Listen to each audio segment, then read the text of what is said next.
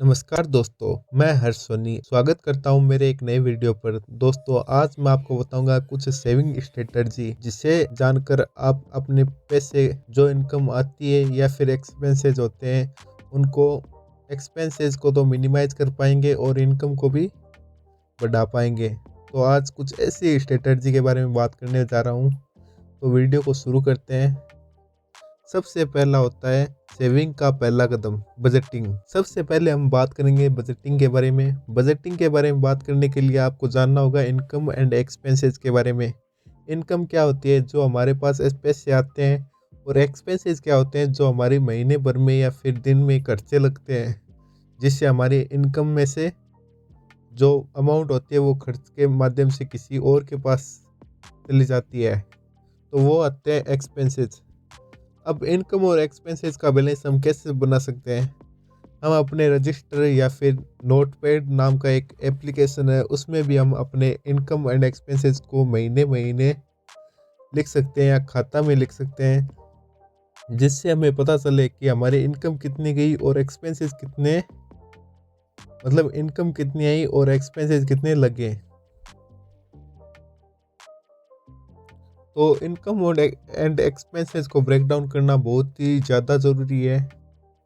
आप अपने इनकम को 3 पार्टों में डिवाइड कर सकते हैं, 50, 30, 20। 50 का मतलब है आपके एक्सपेंसेस जो लगे, और 30 का मतलब है जो आपने वांट्स की, मतलब आपकी इच्छाएं होती होगी कोई बाइक लेने की, कार लेने की, तो उसके लिए। और 20% हमेशा सेविंग के लिए आप बचा कर रख सकते हैं। डायरेक्ट ट्रांसफ़र सेटअप करें, मतलब कि आप अपने बैंक में एक नया अकाउंट खुला सकते हैं, सेविंग अकाउंट, जिससे आपका जो अमाउंट आती है उसमें से कुछ 20% या 10% अपने सेविंग अकाउंट में डाल दें। वो परमानेंट अकाउंट होगा, मतलब कि आप उसमें से पैसे नहीं निकालोगे।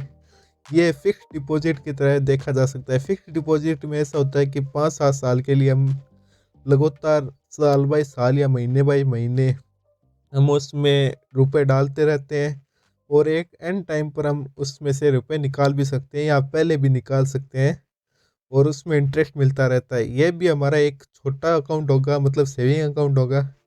इसमें हमें झंझट नहीं लेनी पड़ेगी कि इतने रुपए हर महीने डालो। हम हमारे हिसाब से, मतलब इस महीने 10% बना तो 10% डाल सकते हैं, या इस महीने हम इनकम का 20% डालना चाहें तो 20% डाल सकते हैं। यह हमारे खुद के ऊपर डिपेंड करेगा।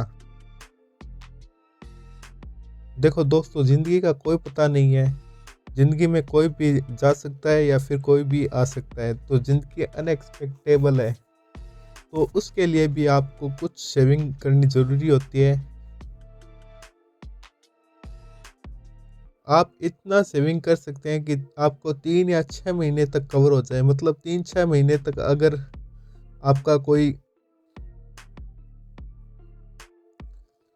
कोई मेडिकल एक्स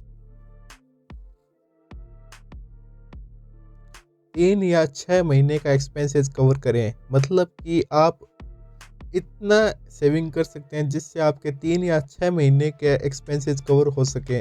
मतलब अगर आपको कल को हेल्थ ख़राब हो गई तो आप इतना सेविंग होना चाहिए जिससे आपका 3 या 6 महीने आराम से निकल जाए। पीछे के लॉकडाउन में भी देखा गया कि 1-2 साल के लिए लॉकडाउन भयंकर रूप से रहा, तो लोगों के पास खाने के लिए कुछ नहीं था। तो इस टाइम में हमें सबसे ज़्यादा ज़रूरी होता है हमारे सेविंग किया हुआ अमाउंट, वही हमारे इस रास्ते को निकाल सकता है। तो सेविंग इज़ इम्पोर्टेंट है ही। अगर आपकी जॉब लॉस हो गई, मतलब आपने अगर अपनी नौकरी छोड़ दी, तो इतना अमाउंट होना चाहिए, मतलब 3 या 6 महीने के लिए, जिससे आप दूसरी नौकरी पर लगो, इतने में आपके पास खर्चा निकल सके।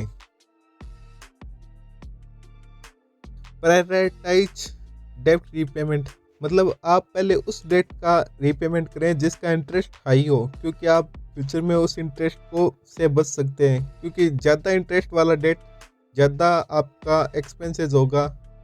मतलब आप इस प्रकार से समझ सकते हैं कि एक लोन है 100 रुपये का, और उसमें 2% के हिसाब से इंटरेस्ट लगता है, मतलब 2 रुपये लगता है। एक इंटरेस्ट है 100 रुपये, एक डेट है 100 रुपये का, और उसमें 1% के हिसाब से इंटरेस्ट लगता है। तो आप पहले 2% वाले को रीपे करें, क्योंकि आपको 1% से हर महीने फिर बचत होगी आपकी। तो आप हाई इंटरेस्ट वाली रीपेमेंट पहले करें। डाइवर्सिफाइड इन्वेस्टमेंट, अपने इन्वेस्टमेंट को डाइवर्सिफाइड करें, मतलब अलग अलग जगह लगाएं। म्यूचुअल फंड हो सकता है कोई, अगर आप क्रिप्टो करेंसी में लगाना चाहे तो अगर सही हो तो उसमें लगा सकते हैं। क्रिप्टो करेंसी के बारे में हम अगले वीडियो में जानेंगे फुल, उसमें बताऊंगा कि कौन सी क्रिप्टो करेंसी सही है कौन सी गलत है, क्या क्या आपको क्रिप्टो करेंसी से लगाने से पहले जानना ज़रूरी है। तो इन सब के बारे में बात अगले वीडियो में करेंगे। अब हम बात करते हैं डाइवर्सिफाइड इन्वेस्टमेंट। डाइवर्सिफाइड इन्वेस्टमेंट आप अपने डिपॉजिट, म्यूचुअल फंड या क्रिप्टो करेंसी या स्टॉक मार्केट में इन्वेस्ट कर सकते हैं, जिससे आपको साल बाई साल हर कुछ परसेंटेज आपको इन्वेस्टमेंट के नाम पर आपके खाते में क्रेडिट कर दी जाएगी अमाउंट। तो ये भी बहुत अच्छा सोर्स है आपके सेविंग को बढ़ाने के लिए। आप सेविंग अकाउंट से उसको कनेक्ट कर सकते हैं, जिससे आपके पास सीधा सेविंग अकाउंट में ही आपके पास अमाउंट आ जाएगी। और म्यूचुअल फंड इसका बहुत ही अच्छा उदाहरण है, क्योंकि म्यूचुअल फंड में आपको ये भी नहीं देखना पड़ेगा कि कौन सी कंपनी में आप पैसा लगाएंगे, कौन सी में नहीं, कौन सी खराब है कौन सी बढ़िया है, इसकी भी आपको हेडेक नहीं होगी। ये सारी आपको म्यूचुअल फंड में देना है। म्यूचुअल फंड अपने आप ही 2 4 10 कंपनियां 20 कंपनियां में अपने आप लगा देगी, और आपको जितना प्रॉफिट होगा उसमें से कुछ परसेंटेज काट कर आपके खाते में क्रेडिट कर देगी। तो दोस्तों, सेविंग स्ट्रेटजी एक लॉन्ग टर्म डिसिप्लिन है जो आपको फाइनेंशियल फ्रीडम और सिक्योरिटी की तरफ ले जाती है। आज से ही अपने लिए एक अच्छी बजटिंग हैबिट डेवलप करें। ऑटोनॉमिक सेविंग सेटअप करें, इमरजेंसी फंड बनाएं और स्मार्ट इन्वेस्टमेंट करें।